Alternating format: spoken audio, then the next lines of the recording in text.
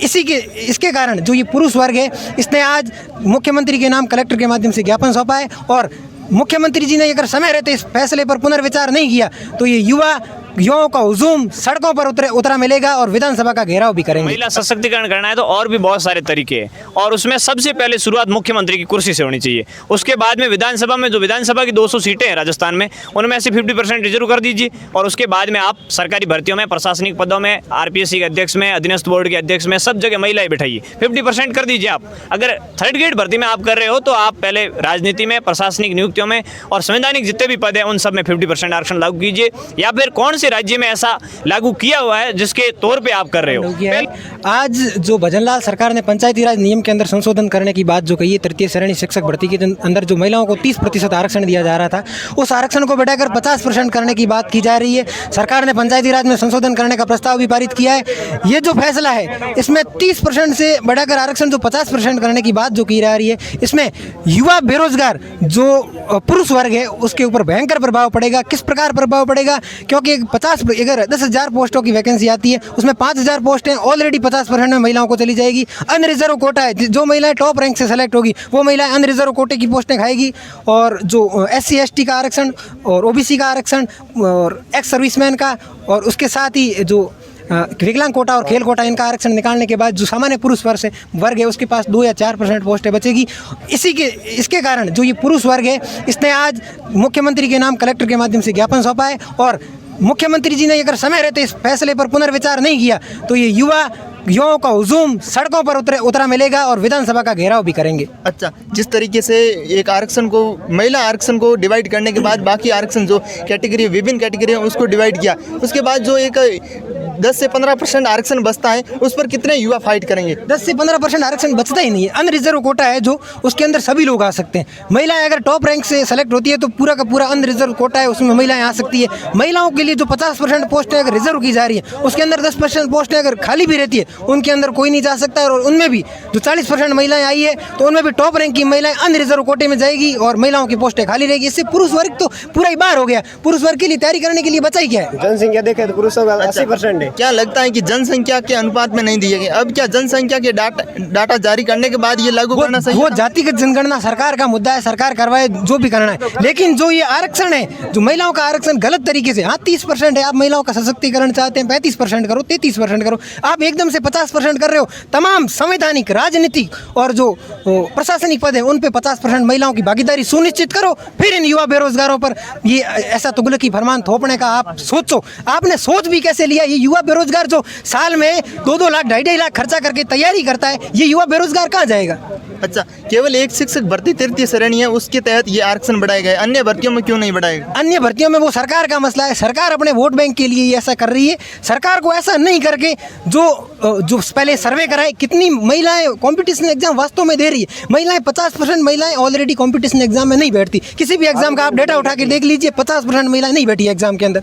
जो महिलाएं बैठ रही है, और आज सुबह ही जो पुलिस विभाग में 30% से 33% आरक्षण कर दिए गए। हालांकि पुलिस में 10 से 11% महिलाएं नौकरी नहीं कर रही है। तो ये कैसा महिला सशक्तिकरण है? महिला सशक्तिकरण के नाम पर युवाओं को ठगा जा रहा है, बेरोजगारों को मारा जा रहा है, कुचला जा रहा है, दबाया जा रहा है। ये कतई स्वीकार नहीं है। हम भजनलाल सरकार से ये मांग करते हैं कि ऐसा फरमान जारी नहीं करे, पूर्व की व्यवस्था लागू रहे और जल्दी ऐसे इसी फैसले पर पुनर्विचार करें। अच्छा, जिस तरीके से ये अब फैसला लिया गया है, तो इससे पहले अग्निवीर है, ऐसे केंद्र के द्वारा भी युवाओं पर कुठाराघात किया गया, और पहले पेपर लीक जैसे मामले हैं, CET के 15 गुणा की मांग है, ये युवाओं की मांगे रहती है लगातार। ये सारी मांगे सरकार से हैं, लेकिन हमारी अब पर्टिकुलर मांग आज यही है कि जो 30% से बढ़ाकर जो 50% कर रहे हो, ये निराधार है, ये कतई स्वीकार नहीं है। पुरुष वर्ग इसके पक्ष में नहीं है, हालांकि महिलाएं भी पक्ष में नहीं है। अगर एक महिला कंपटीशन की तैयारी कर रही है, उसके 2 भाई बेरोजगार है, महिला तो नौकरी लग के दूसरे के घर चली जाएगी, उसके माँ बाप के लिए, वो 2 भाई है जो बेरोजगार है, उसके माँ बाप की सेवा कौन करेगा? उन माँ बाप के लिए जो मेहनत कर रहे हैं माँ बाप, उन बेटों के लिए, उनका क्या होगा? सरकार को इस फैसले पर पुनर्विचार करना होगा और बैकफुट पर आना होगा, नहीं तो ये युवा बेरोजगार आंदोलन करेगा, सड़कों पर उतरेगा, विधानसभा का घेराव करेगा।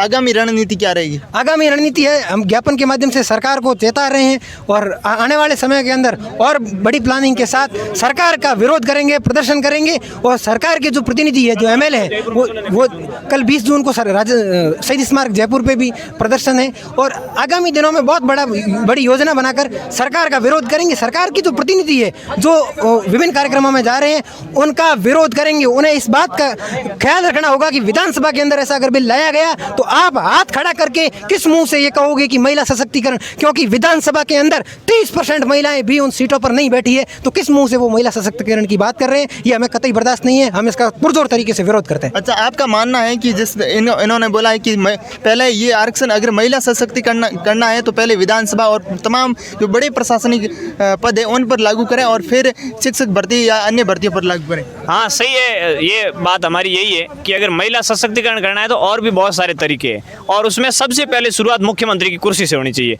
उसके बाद में विधानसभा में जो विधानसभा की 200 सीटें हैं राजस्थान में, उनमें से 50% रिजर्व कर दीजिए और उसके बाद में आप सरकारी भर्तियों में, प्रशासनिक पदों में, आरपीएससी के अध्यक्ष में, अधीनस्थ बोर्ड के अध्यक्ष में, सब जगह महिलाएं बैठाइए। 50% कर दीजिए आप। अगर थर्ड ग्रेड भर्ती में आप कर रहे हो तो आप पहले राजनीति में, प्रशासनिक नियुक्तियों में और संवैधानिक जितने भी पद हैं उन सब में 50% आरक्षण लागू कीजिए।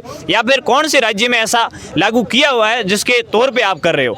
ये मैंने पूरे भारत में ये पहली बार देखा जा रहा है कि किसी भर्ती के लिए 50% पद महिलाओं के लिए रिजर्व किए जा रहे हैं। ऐसा कौन से संविधान में लिखा हुआ है या फिर किस राज्य की ऐसी व्यवस्था है जिसको देख के आप ऐसा कर रहे हो? पिछली 2-3 साल पहले छत्तीसगढ़ में ऐसा नियम बनाया गया था कि 50% महिलाओं के लिए लागू किया जा रहा है आरक्षण।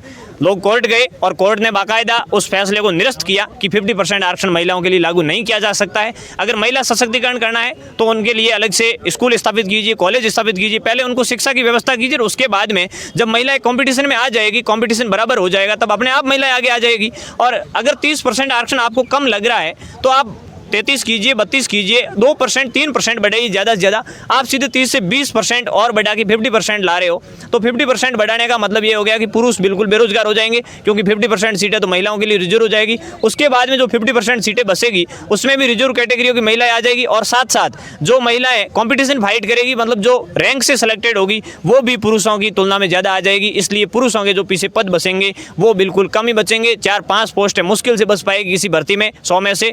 तो ये पुरुषों के लिए सीधा सीधा कुठाराघात हो रहा है। भजनलाल सरकार को आखिर में ये फैसला वापस लेना पड़ेगा।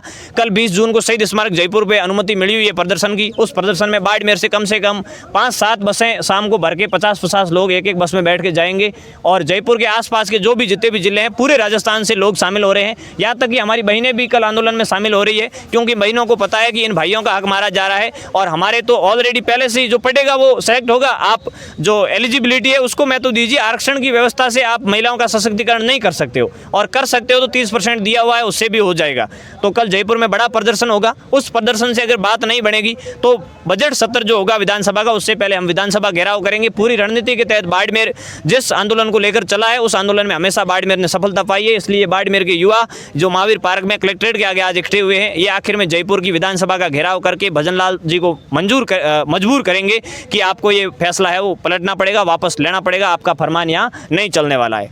अच्छा, थैंक यू। एक बात समझने की कोशिश करेंगे, जिस तरीके से 10,000 एक भर्ती परीक्षा में पद आते हैं तो उसमें 5,000 जो महिला को प्योर मिल रहे हैं। हाँ। अगर महिलाएं वहाँ 4,000 ही सेलेक्ट होती हैं तो क्या वो 1,000 पीछे पद बसे वो पुरुषों को खाली रहेंगे? उसमें पुरुष वर्ग जा ही नहीं सकते। आरक्षण का अर्थ होता है कि वो जो पड़े रहेंगे पद वो खाली रहेंगे। अगली भर्ती में उस पदों को कलेक्ट किया जाएगा, लेकिन वो पद तो खाली रहेंगे। पुरुष अभ्यर्थी भले ही 200 नंबर आए हुए और महिला अभ्यर्थी 150 नंबर आए हुए तो भी 50% में सेलेक्ट होगी, और 200 वाला पुरुष है वो पद खाली रहते हुए भी उस महिला वाले कोटे में नहीं जा सकता है। ऐसी व्यवस्था इन्होंने लागू की है जिसको हम कतई बर्दाश्त नहीं करने वाले हैं, स्वीकार नहीं करेंगे। अच्छा, अब पहले 30% था, अब महिलाओं को 50% किया। ऐसे में जो 20% है उसमें युवा कितने संख्या में प्रभावित होंगे? बहुत संख्या में प्रभावित होंगे, मतलब पीछे बचेंगे ही नहीं। कुल मिला के बात यह है कि युवाओं में कोई 5 पोस्ट बच जाएगी 100 में से, अलग बात है। बाकी युवाओं को रोजगार मिलना इस थर्ड ग्रेड भर्ती में तो बंद हो ही गया है फिलहाल देखें तो। जो BSTC की तैयारी करने वाले साथी हैं वो अभी तक समझ नहीं पा रहे हैं कि आगे क्या हो रहा है। उन लोगों को भी इस प्रदर्शन में साथ देना चाहिए कि भाई आगे अपन BSTC करके B.Ed करके जाएंगे, थर्ड ग्रेड में अपन भर्ती परीक्षा देंगे, तब पुरुषों की पोस्ट ही नहीं होगी तो फिर पुरुष जाएंगे कहाँ? तो फिर तैयारी करने का कोई मतलब ही नहीं रहा। अच्छा, धन्यवाद। ठीक। देखिए, ये बाड़मेर के महावीर पार्क के अंदर में मौजूद था। यहाँ पर हजारों की तादाद में युवा थे। इनका मानना था कि हम महिला सशक्तिकरण के विरोध में नहीं हैं, बल्कि जिस तरीके से ये फैसला लिया गया है वो बिना आधार लिया गया है। किसी एक अनुपात, जो महिला और पुरुषों का अनुपात है, उस अनुपात में इस फैसले को नहीं लिया गया। ऐसे में हमारी मांग है कि इस पुनर्विचार के लिए मुख्यमंत्री पुनर्विचार करें, उसके बाद में इसमें संशोधन किया जाए। Camera person Govind